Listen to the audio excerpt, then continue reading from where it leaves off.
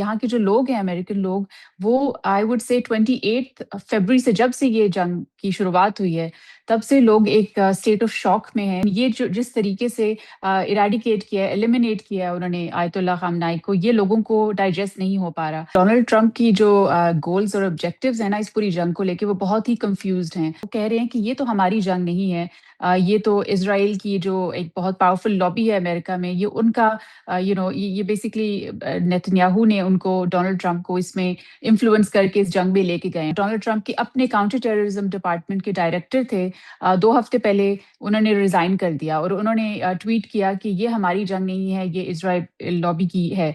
और मुझे नहीं लगता कि हमें अमेरिका को कोई इमिनेंट थ्रेट, कि कोई भी ऐसा थ्रेट नहीं था कि हमें ईरान में इस तरह ईरान में वॉर स्टार्ट करनी चाहिए थी। This could be his downfall, ये जो उन्होंने फैसला लिया है, क्योंकि अब ये क्राइसिस उनके हाथों से निकल गया है। अब ये ऐसा बन गया है कि अब उनके अपने लोग, उनको समझ नहीं आ रही है। जैसे आपको याद होगा कोविड के टाइम में लोग स्टॉक अप करने लग गए थे अपने फूड सप्लाईज, और लेकिन ये जो एनर्जी क्राइसिस है, जब मैं यहाँ पे फ्यूल डलवाने जाती हूँ तो मैंने खुद देखा है लंबी लाइंस, और लोगों में वो पैनिक अब हो रहा है कि ये जंग कब खत्म होगी, इसका कोई हमें नजर नहीं आ रहा। अस्सलाम वालेकुम नाज़रीन, मैं हूं आपका मेज़बान अली तारिक और आप देख रहे हैं कैपिटल टीवी। नाज़रीन, ईरान अमेरिका इसराइल जो जंग है वो शिद्दत इख्तियार कर गई है। एक तरफ अमेरिका जो है मुज़ाकरात की बात कर रहा है, लेकिन तेहरान पर उसने हमले भी जो है जारी रखे हुए हैं। लेकिन दूसरी तरफ ईरान जो है वो ये कह रहे हैं कि जो अमेरिका ने 15 शराइत रखी है वो बिल्कुल भी हम मानने को तैयार नहीं है। तो ईरान में भी इस वक्त तेहरान जो उनका शहर है वहाँ पर भी इसराइल बमबारी कर रहा है, और जो ईरान है वो भी उसको जवाब दे रहा है। तो इस वक्त सूरत हाल जो है संजीदा होती दिखाई दे रही है। ख़तरनाक मोड़ पे ये जंग जो है चली गई है। बहुत से ममालिक भी इसकी लपेट में आ जाएंगे। तो हमारे साथ इस सारे मौजू पे बात करने के लिए मौजूद हैं डॉक्टर सुंदस, जो कि अमेरिका में इस वक्त मौजूद हैं और कह लें कि ये सारे मामले को बड़े बखूबी से देख रही हैं, वहाँ पे एनालिस्ट हैं। तो इनसे बात करते हैं। अस्सलाम वालेकुम डॉक्टर साहिबा। वालेकुम अस्सलाम Ali, thank you so much for having me on your show. अच्छा डॉक्टर साहब, ये बताइएगा कि इस वक्त ईरान अमेरिका जो जंग चल रही है, अमेरिका के अंदर जो लोग हैं वो क्या सोच रहे हैं? क्या इस वक्त डोनाल्ड ट्रंप जो बार बार आकर बात करते हैं, एक तरफ वो ये कहते हैं कि मुझे ईरान ने जो है सुप्रीम लीडर बनने के लिए ऑफ़र दी और मैंने ठुकरा दी। फिर वो कभी ये कहते हैं कि मुझसे पूछ कर जो नया सुप्रीम लीडर है वो लगाया गया है।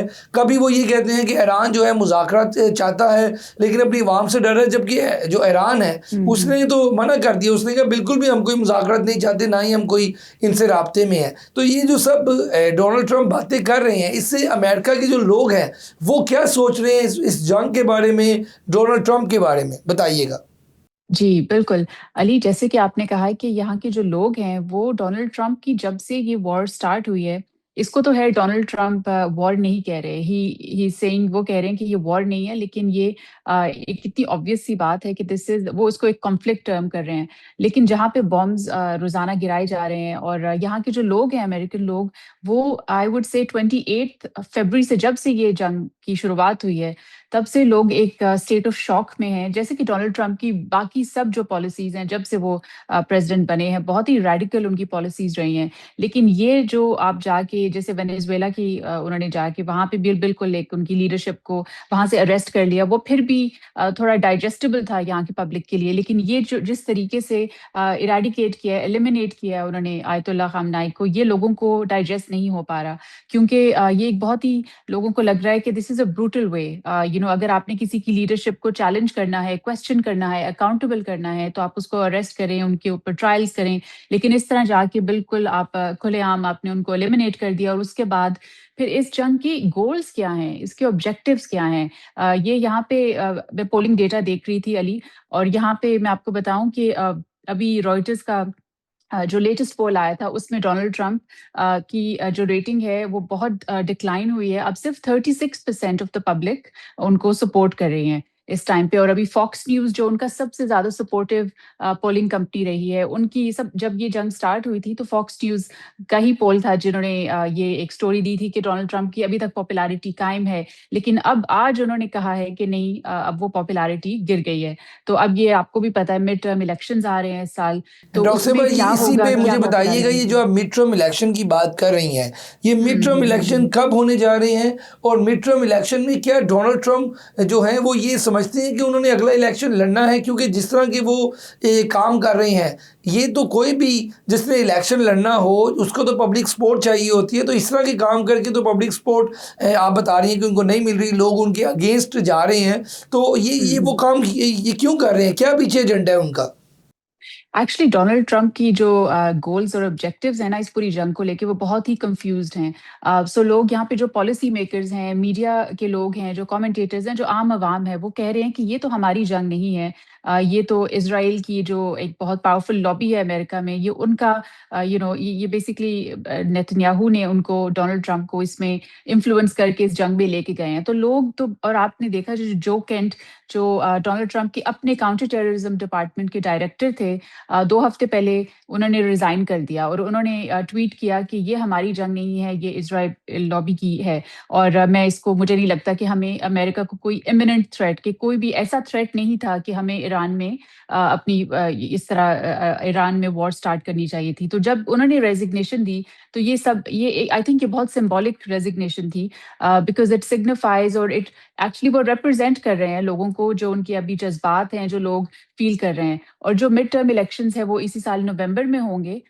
लेकिन इसमें यह है कि अब ये अगले कुछ महीने, जो अगले 6 महीने हैं, ये बहुत ही क्रिटिकल होंगे। और अभी तक डोनाल्ड ट्रंप की एक्चुअली जो पॉपुलैरिटी डिक्लाइन हो गई है, बहुत ही मुश्किल है कि वो री इलेक्ट होंगे। आपको याद होगा कि जब इराक वॉर हुई थी, अब उसको 20 साल हो गए हैं, लेकिन उस वक्त जिस तरह यूएस ने वॉर कहा कि वहां पे there are weapons of mass destruction, वो आज तक वो वेपन्स नहीं मिले। तो लोगों को ये सारी चीजें याद हैं। और मैं वहां पे उस वक्त इंग्लैंड में थी, यूके में। और मुझे याद है कि वहाँ के जो प्राइम मिनिस्टर टोनी ब्लेयर थे, ही वाज वेरी पॉपुलर। लेकिन जब उन्होंने वो उस जंग में गए, इराक वॉर में, तो उसके बाद जो उनकी पॉपुलैरिटी बिल्कुल एकदम से गिर गई। और आज तक लोग उनको तस्लीम नहीं करते। तो मुझे लगता है ये डोनाल्ड ट्रंप का बहुत ही मुझे लगता है this could be his downfall, ये जो उन्होंने फैसला लिया है, क्योंकि अब ये क्राइसिस उनके हाथों से निकल गया है। अब ये ऐसा बन गया है कि अब उनके अपने लोग उनको समझ नहीं आ रही। हालांकि वो जो अपनी स्पीचेस हैं उसमें बहुत ज्यादा जो अपना दिखा रहे हैं कि हम जीत गए हैं। और लेकिन अगर आप जीत गए हैं तो इस स्टेज पे क्यों आए हैं कि नेगोशिएशंस की बात भी करनी पड़ रही अच्छा है, डॉक्टर साहब, अगर मुझे जीत ये गए तो। बताइएगा कि जो वहाँ पे इस वक्त आवाम है, जो वहाँ पे लोग हैं, ईरान के हवाले से वहाँ पे वाइट हाउस के बाहर कोई एहतजाज भी हुआ है? और अगर एहतजाज हुआ भी है वहाँ पे लोगों का, तो लोग इस वक्त क्या चाहते हैं, वहाँ पे अमेरिकन क्या चाहते हैं? और दूसरा ये बताइएगा कि जैसे आपने हम पे इस वक्त तेल की पूरी दुनिया में जो है बहरान सामने आ रहा है, तो इस वक्त अमेरिका में क्या हालात हैं? क्या वहाँ पर भी तेल मुश्किल से मिल रहा है, या फिर वहाँ पर भी लोगों में बेचैनी पाई जा रही है जंगी सूरत को लेके? क्योंकि इसराइल की अगर बात की जाए तो वहाँ पे तो मीडिया भी सही तरीके से फुटेजेस वगैरह इंटरनेशनल मीडिया नहीं दिखा रहा, लेकिन जितनी चीज़ें सामने आ रही है वो ये आ रही हैं कि वो इस वक्त बहुत ज़्यादा खंडर की सूरत हाल वहाँ पे बन गई है। तो अमेरिकन जब ये सूरत हाल देख रहे हैं तो वो क्या सोच रहे हैं, ये इस पे कमेंट कीजिएगा। हाँ, यहाँ पे अली बहुत ज़्यादा लोग अब पैनिक फ़ील करने लगे हैं, कि जैसे आपको याद होगा कोविड के टाइम में लोग स्टॉक अप करने लग गए थे अपने फूड सप्लाइज़। और लेकिन ये जो एनर्जी क्राइसिस है एक्चुअली, अगर अब ये स्ट्रेट ऑफ हॉर्मुज़ जो है, जो ऑयल सप्लाई, जो 20% ग्लोबल ऑयल सप्लाई कंट्रोल करता है, इसका इसका पूरा एक एक्चुअली ये एक पूरी दुनिया का ये I would say economic clock है। तो अब उसकी वजह से इतना ज़्यादा जो इम्पैक्ट हुआ है कि 70% जो टैंकर ट्रैफिक थी वो रुक गई थी। और जब से उन्होंने स्ट्रेट ऑफ हॉर्मुज बंद किया है ईरान ने, मार्च 8 को जो प्राइस हुई है, ये जो ब्रेंट ऑयल की $100 से ऊपर गई है। और ये 4 साल के बाद हुआ है। तो इसकी जो पीक हुई थी वो $126, इसी पूरे आप पिछले 3 हफ्ते की डेटा निकाल के देख लें, तो 126 पीक हुआ है। लेकिन अब ये जो $100 के अराउंड अभी उसकी प्राइस एक आई वुड से कि अभी है। लेकिन ये लोगों को अब ये डर है, और इसमें बेसिकली सारी जो गोल्डमैन सैक्स हैं और जो ग्लोबल बैंक्स हैं, उन सब ने ये कहा है कि अब अगर ये एक क्वार्टर के लिए भी, अगर 3 महीने के लिए भी हम इसी तरह चलते गए, तो फिर तो एक ये बिल्कुल इकोनॉमिक कॉन्ट्रैक्शन हो जाएगी, विच मीन्स कि United kingdom, eurozone, America stand still पे आ जाएगा। तो ये जिस तरह का ये इसकी प्राइस बढ़ रही है, यहाँ पे अमेरिका में भी definitely gas prices, fuel prices increase हुई हैं। जब मैं यहाँ पे फ्यूल डलवाने जाती हूँ तो मैंने खुद देखा है लंबी लाइन्स, और लोगों में वो पैनिक अब हो रहा है कि ये जंग कब खत्म होगी, इसका कोई हमें नज़र नहीं आ रहा कि इसका एग्ज़ैक्ट एंड टाइम क्या है, क्योंकि अब हम 4th वीक में हैं। तो लोग अपना यहाँ पे इस तरह की सप्लाई स्टॉक अप करने लग गए हैं और एक बहुत ऐसा फ़ील कर रहे हैं। अच्छा, ये बताइएगा कि अभी हमने देखा कि ईरान ने तो ये दावा किया है कि अमेरिकन जो फ़ौजी थे वो बहुत ज़्यादा, उनकी भी जो है बहुत ज़्यादा वो भी हुँ, हुँ। दुनिया से चले गए हैं, उनको भी मारा गया है। तो यहाँ पे जो कुवैत में जो अमेरिकन फ़ौजी जो मारे गए थे, अमेरिका क्या वाक़ई अपनी फ़ौजें भेजने की तरफ गौर कर रहा है? क्या वाक़ई वो ग्राउंड्स ऑन बूट या करेगा, मतलब कि वहाँ पे लोगों को उतारेगा अपनी फ़ौजों को हुँ, हुँ, ईरान में हुँ। या इस तरह के एरियाज़ में? तो वहाँ के लोग क्या कहते हैं? क्योंकि जब अफ़गानिस्तान वाला मामला हुआ था और बहुत सी अमेरिकन्स जो डेड बॉडीज़ रिसीव हुई थी, तो वो तो बड़ा एक अमेरिका के लिए भी एक कह लें कि मुश्किल टाइम था। तो अभी क्या दोबारा ऐसी हरकत होने जा रही है? अभी इसकी बात ज़रूर हो रही है, और जो यहाँ पे एनालिस्ट हैं, जो एक्चुअली तो ये जो देखिए पूरी जो जंग स्टार्ट हुई है अली, ये कांग्रेशनल अप्रूवल के बगैर हुई है। कांग्रेस ने इसको अप्रूव नहीं किया। तो अब ये अगर हम इसको एस्केलेट करेंगे फर्दर एज़ अ कंट्री, अगर अमेरिका इसको एस्केलेट करेगा और बूट्स ऑन ग्राउंड इसमें रखेंगे, तो ये बिल्कुल इराक वॉर में तो 1 मिलियन लोगों की डेथ्स हो गई थी, तो उसमें तो बहुत बहुत ज़्यादा, और वो इतने सालों चली। मुझे लगता है कि यहाँ पे ऑब्वियसली डोनाल्ड ट्रंप ने इसको बहुत ज़्यादा अंडर एस्टिमेट किया, इस पूरी जंग को, कि ये उनको लगा था कि लीडरशिप एलिमिनेट हो जाएगी, तो जो ईरान की जो पॉपुलेशन है, उनके जो लोग हैं, वो उनके साथ रेजीम चेंज को सपोर्ट करेंगे। वहाँ पे ये नहीं हुआ, वहाँ पे प्रोटेस्ट हो रही हैं अभी तक डोनाल्ड ट्रंप के खिलाफ। तो अब इसमें जहाँ तक बात है कि ट्रूप्स जाएँगी या नहीं, अभी डोनाल्ड ट्रंप तो इसको बहुत ज़्यादा यूँ ही बात कर रहे हैं कि बिल्कुल जाएँगी, और इनकी जो इनकी जो बेसिकली जो इनकी फ़ोर्स है, जो पुरानी सबसे जो इसमें है, 82nd airborne immediate response air force. इस पे अगर आप खुद भी थोड़ा देखिए, रिसर्च करें, they are very they are brilliant air force, और वो ही आई थिंक इसको डिप्लॉय इसमें करेंगे, अगर इन्होंने जाना हुआ और भेजना हुआ। लेकिन इसमें मैं आपको बताऊँ कि जो पब्लिक है, वो बिल्कुल सपोर्ट नहीं करेगी इस चीज़ को, क्योंकि जब ये इनकी जो यहाँ पे इनकी आर्मी की इनकी डेड बॉडीज़ आई थी, तो बहुत ज़्यादा लोगों को ये इनकी एग्ज़ैक्टली 6 लोगों की जो डेथ्स हुई। अब वो इतना छोटा नंबर है, लेकिन एक्चुअली अब अनफॉर्च्युनेटली इस दुनिया में इट्स ऑल रिलेटिव। अमेरिकन या फिर जो वेस्टर्न जो ग्लोबल सुपर पावर इकोनॉमीज़ हैं, उनकी जब जंग होती है, और उनके जब लोग इस तरह की जंग में मरे जाते हैं, तो उनकी जो वैल्यू है वो बहुत ज़्यादा होती है कंपेयर टू जब ईरान में तो इतने ज़्यादा, वो जो 165 जो यंग लड़कियाँ थी, स्टूडेंट्स थी उस स्कूल में, उनकी जो बॉडी उन उसके बारे में कोई नहीं बात कर रहा।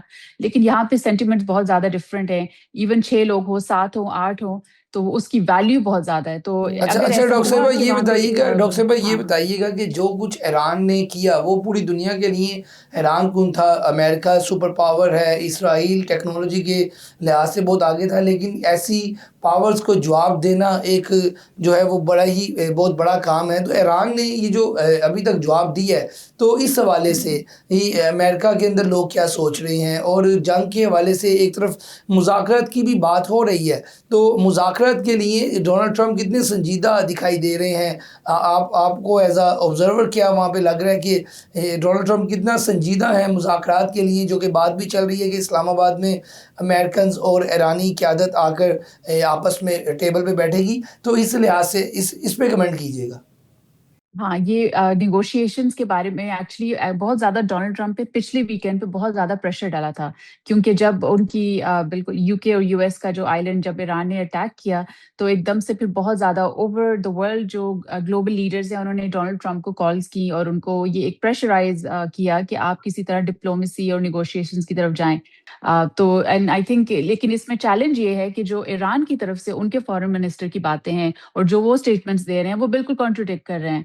वो तो कह रहे हैं कि हम तो कोई भी नेगोशिएशंस नहीं करना चाहते, क्योंकि डोनाल्ड ट्रंप का 15 पॉइंट प्लान है, और उसमें जो वो बात कर रहे हैं कि न्यूक्लियर आप अपनी एबिलिटी खत्म करें, और आप अपने मिसाइल जो आप उनको बिल्ड कर रहे हैं उनको भी खत्म करें, तो ये किसी भी मुल्क के लिए बहुत ही बड़ा चैलेंज है। वो किस तरह अपनी मिसाइल कैपेबिलिटी जो जो उनके लिए तो सिर्फ वही है उनकी एक डिफेंस, तो उसको अगर वो रिप्लेनिश कर दें, खत्म कर दें, तो ये ईरान तो इस पे कभी भी नहीं मानेगा। अच्छा, तो लास्ट ये में डॉक्टर चैलेंज साहिबा होगा। ये बताइएगा कि आप एज अ एनालिस्ट ये बताइएगा कि आपको ये जंग जो है ख़त्म होती दिखाई दे रही है अप्रैल के फर्स्ट वीक में, या आपको लगता है कि अगर ये लंबी चलेगी, और अगर ये लंबी चलेंगी तो इसके अमेरिका की आवाम पे क्या असरात पड़ेंगे?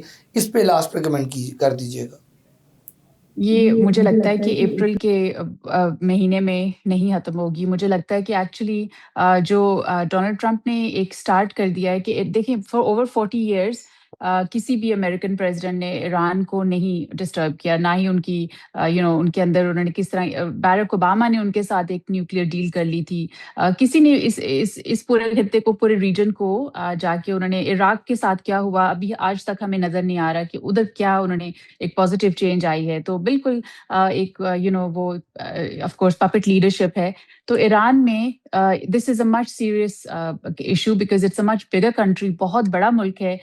ये इराक की स्केल का नहीं है। तो इसके अंदर एक तो जो लीडरशिप को मैं बार बार ये कहूंगी कि एक ह्यूमैनिटेरियन बेसिस पे भी जो इंटरनेशनल ह्यूमन राइट्स के ऑर्गेनाइजेशंस हैं वो भी इस पे बात करें कि जिस तरीके से आपने इस वॉर को लॉन्च किया है वो गलत है। तो आई थिंक जो लोग एक्चुअली आयतुल्ला खामनाई को सपोर्ट नहीं भी करते थे, अब उनका एक सिंपैथी वोट उनको वो दे रहे हैं, क्योंकि जिस तरीके से उनको आपने पूरा और उनके साथ उनकी फैमिली, उनकी ग्रैंड डॉटर, और इस तरह आपने वो लीडरशिप वन, वो जैसे ग्रुप डोनाल्ड ट्रंप बहुत क्लियरली कह रहे हैं कि मैंने ग्रुप वन को रिप्लेनिश कर दिया, फिर ग्रुप टू को, ग्रुप थ्री। सो जिस तरह वो बात कर रहे हैं आई थिंक यहाँ की आवाम वो बिल्कुल उसको सपोर्ट नहीं कर रहे। और अगर तो ये जंग अप्रैल के आगे चली तो ये डिजास्टर्स होगा, क्योंकि फिर ये ग्लोबल इकोनॉमीज हिट होंगी और सब लोगों के लिए एक उनकी डेली लाइफ में, अमेरिकन को भी वो गैस प्राइसेस में, फूड प्राइसेस में, और इन्फ्लेशन जो यहाँ की बैंक है उन्होंने ऑलरेडी प्रोजेक्ट कर लिया कि इन्फ्लेशन विल राइज और यहाँ की जीडीपी की ग्रोथ बिल्कुल कट हो जाएगी। तो it's very worrying times and I don't think कि ये अप्रैल में हल होगा, क्योंकि ये दोनों एक्चुअली जो दोनों की डिमांड्स हैं वो बिल्कुल ऐसी नहीं लग रही कि ठीक ठीक इसमें होगी। कोई डील हो सकती है। बहुत बहुत बहुत शुक्रिया जी डॉक्टर साहिबा आपका, आपने अपना कीमती टाइम दिया। नाज़रीन, आप गुफ्तगू सुन रहे थे डॉक्टर सुंदस की, जो कि अमेरिका में इस वक्त मौजूद है, और जो वहाँ की अमेरिका की आवाम है वो क्या सोच रही है इस जंग के बारे में, उसके ऊपर भी गुफ्तगू कर रही थी। और जो जंग के बाद असरात पड़ रहे हैं अमेरिकन अवाम पे, उनके दिमागों पे, वो क्या सोचते हैं ईरान के जो इस वक्त मामला था सारे, उसके ऊपर गुफ्तगू कर रहे थे। आज की इस प्रोग्राम के साथ मुझे दें इजाज़त। अल्लाह हाफ़िज़।